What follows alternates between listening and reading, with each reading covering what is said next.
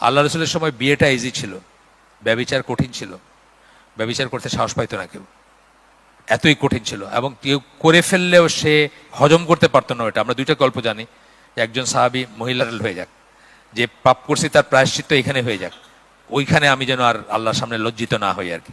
সুতরাং তারা নিজেরা চেয়ে নিয়েছেন। বাট এটা খুব ডিফিকাল্ট ছিল, মানে জিনাটা খুব ডিফিকাল্ট ছিল, বিয়েটা খুব ইজি ছিল। লোহার আংটির বিনিময়ে আল্লাহ রসুল বিয়ে দিতে চাইছেন। আজকাল আমাদের সেন্টার না হইলে, গাড়ি না হইলে, গয়না না হইলে, আপনার চাইনিজ রেস্টুরেন্ট না হইলে বিয়ে হয় না। সোনা লোহার আংটি সেটাও ছিল না ওই ভদ্রলোকের যার কথা বলতেছে।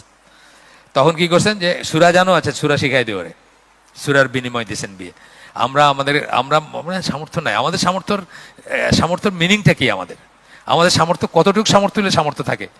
আমাদের সামর্থ্য কোনো শেষ আছে? সামর্থ্য কোনো শেষ নেই আমাদের। যাই হোক, ইয়াং জেনারেশনের জন্য বলতেছি যে ব্যভিচার থেকে বাঁচার, অথবা চোখের ব্যভিচার, মনের ব্যভিচার, কানের ব্যভিচার থেকে বাঁচার একমাত্র ওয়ে হচ্ছে বিয়ে শাদী। আর বাকিটা যেগুলো বলা হয়েছে সেগুলো ডেটারেন্ট, মানে রোজা রাখবেন, এই করবেন, সেই করবেন, এগুলো ডেটারেন্ট। ওই রকম তাকওয়া ইবনে তাইমিয়া বা ইমাম নওয়াবী সেটা হইতে পারলে অন্য কথা, ওনারা এক্সেপশন। ইবনে তাইমিয়া বিয়ে করেন নাই, ইমাম নওয়াবী বিয়ে করেন নাই, তারা এক্সেপশন। কিন্তু আপনারা কি করেন আপনারা জানেন, আমার দরকার নেই বলার। আপনাদের যাদের কাছে একটা এই যন্ত্র আছে, আপনারা কি করেন, কি দেখেন, রাত্রে কতক্ষণ ফেসবুকে কাটান, ফজরের নামাজ পড়েন কিনা, এটা আপনারা নিজেদের বিচার করে নিন, আমার দরকার নেই। ফিক্স করে বাবার কাছে, মার কাছে, বাবা মার কাছে অনেকে চায় না যে আব্বা একটা কথা কমো, কি বলো, মানে একটু দামি জিনিস কি, মানে বললেন, তারপর বললেন যে একটা মোবাইল ফোন বা ধরেন একটা ঘড়ি, তা বলা এটার লেগে এত কিছু বলতে হয় নাকি? এইভাবে বলবেন, কথা পারবেন যে আব্বা একটা জিনিস চাবো, না করতে পারবা না, তারপরে ই করে বলবা যে আমার হারাম থেকে বাঁচাও, আমার বিয়ে দাও, বলবেন। এইটা বলা অন্য যে কোনো কিছু বলাচ্ছে ভালো না?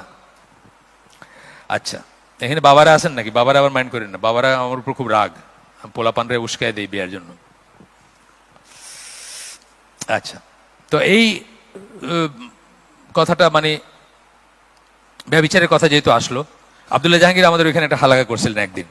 তখন উনি এই কথা দিয়ে শুরুই করছিলেন যে নবীর সময় ব্যভিচার কঠিন ছিল, বিয়ে সহজ ছিল, আর এখন বিয়ে কঠিন হয়ে গেছে, ব্যভিচার খুব সহজ, কোনো কিছু লাগেই না।